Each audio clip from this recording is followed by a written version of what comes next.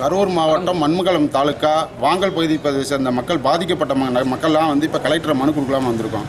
Collector sir வெளியில் போயிட்டாங்க, நீங்கள் அவரையே பார்த்து கொடுங்க அப்படின்னு சொல்லி சப் கலெக்டர் சொல்லிட்டாங்க. ஏன்னா இது நாங்கள் உயிருக்கு பயந்து எங்கள் பாதுகாப்பு தேடி தான் எங்கள் அவங்கள்ட்ட சந்திக்க வந்தோம். ஆனால் அவங்க வந்து நடவடிக்கை எடுக்கிறது சமத்தான் எந்த தகவலும் சொல்ல மறுக்கிறாங்க. கலெக்டர் சார் ஈவினிங் தான் வருவாங்க, ஈவினிங் வந்ததுக்கப்புறம் நீங்கள் அவங்கள பார்த்துங்க அப்படின்ட்டாங்க. 7ஆம் தேதி வந்து நாங்கள் இது நாள் வரையிலும் மண்மங்கலம் பகுதியில் இருக்கக்கூடிய வரப்பளத்தில் யார்டெல்லாம் மணல் அள்ளிக்கிட்டு இருந்தோம். 2 யூனிட்டுக்கு 3550 ரூபாயும் 3 யூனிட்டுக்கு 5050 ரூபாயும் பணத்தை வாங்கிட்டு தான் மணல் போட்டுக்கிட்டு இருந்தாங்க. 7ஆம் தேதி நாங்கள் போய் கேட்குறப்ப உங்களுக்கு மணல் இல்லை, உங்கள் பகுதியை சேர்ந்த மக்களுக்கு மணல் நாங்கள் எல்லாம் அனுமதிக்க மாட்டோம், 10,000 ரூபா, அதாவது அவங்க விற்றுக்கிட்டு இருக்க மணலை விட இப்போ நீங்கள் 10,000 ரூபா கொடுத்தா தான் ஒரு லோடு மணல் போடுவோம், எங்களுக்கு தனியாக பணம் கொடுத்தா தான் நான் அப்படின்னு சொல்லி மனோ அப்படிங்கிற ஒரு தனிப்பட்ட மனுஷன் இந்த ப்ரைவேட் ரீச்சில் வந்து அராஜகம், அது குண்டர்களை வச்சுட்டு அராஜகம் பண்ணிகிட்டு இருக்காருங்க.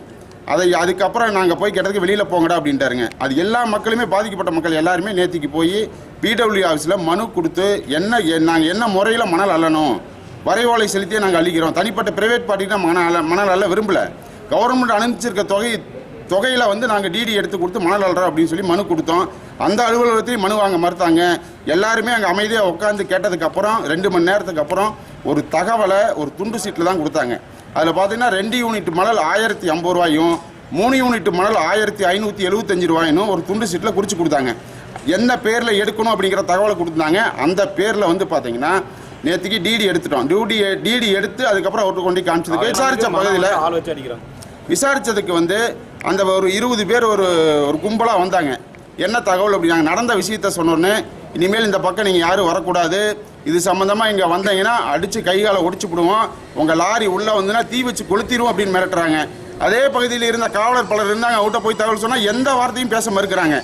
யார்கிட்ட போய் நாங்கள் முறையிடணும் பண்ணி கலெக்டர் ஆஃபீஸ் இருந்தால் கலெக்டர் ஆஃபீஸ்லேயும் எங்களுக்கு மரியாதை இல்லை. நாங்கள் யார்கிட்ட போகணும், இதுக்கு என்ன தீர்வு, கலெக்டர் தான் எங்களுக்கு இது பதில் சொல்லி ஆகணும். இந்த பகுதி மக்கள் இயற்கை வளத்தை அழைச்சி கவர்மெண்ட்டே மணல் அல்லது, அதனால் ஜீவாராதம் பாதிக்கப்பட்ட மக்கள் நாங்கள் விவசாயத்தை இழந்துட்டு இருக்கிற லாரி தொழில் இழந்துட்டு நாங்கள் எந்த பொழப்பை வச்சு நடத்த போகிறோம்னு தெரிய மாட்டேங்குது. இந்த சூழ்நிலை தொடர்ந்ததுன்னா நாங்கள் ரேஷன் கார்டை கலெக்டர் ஆஃபீஸில் சரண்டர் பண்ணுறதுக்கும் தயாராக இருக்கிறோம். எல்லாரும் தயார் தானப்பா? ரேஷன் கார்டை கலெக்டர் ஆஃபீஸில் சமர்ப்பிச்சுட்டு எங்கள் வாழ தகுதி இல்லை அப்படின்னு சொல்லிட்டு இந்த ஊரே காலி பண்ணிட்டு போகலான்னு முடிவு பண்ணுறோம். ஆனால் அதுக்கு முழு பொறுப்பு கலெக்டர் தான் ஏற்றுக்கணும்.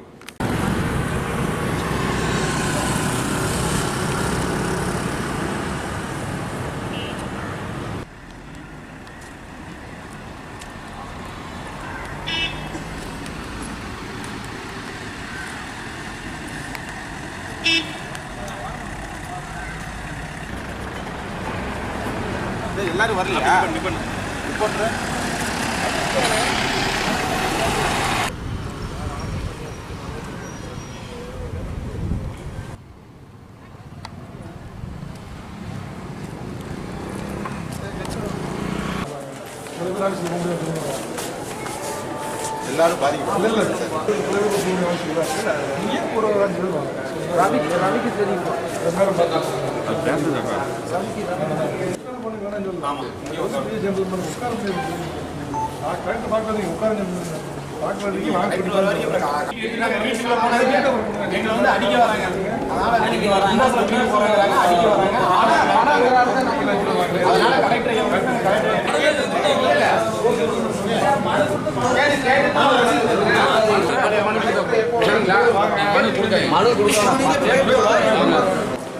டிடி எடுத்ததுக்கு எங்களுக்கு மணல் தேவை,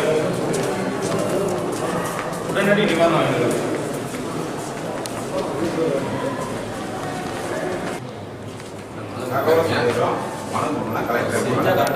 சும்மா வந்து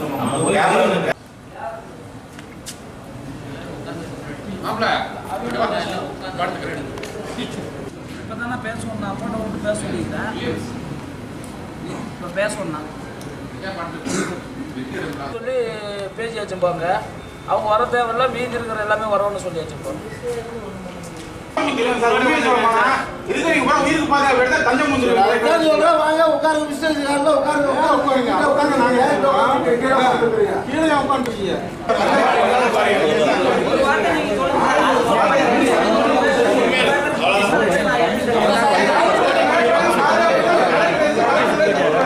நம்ம ஊர் காவேரி, கரூர் மாவட்டம் காவேரி கொள்ளடி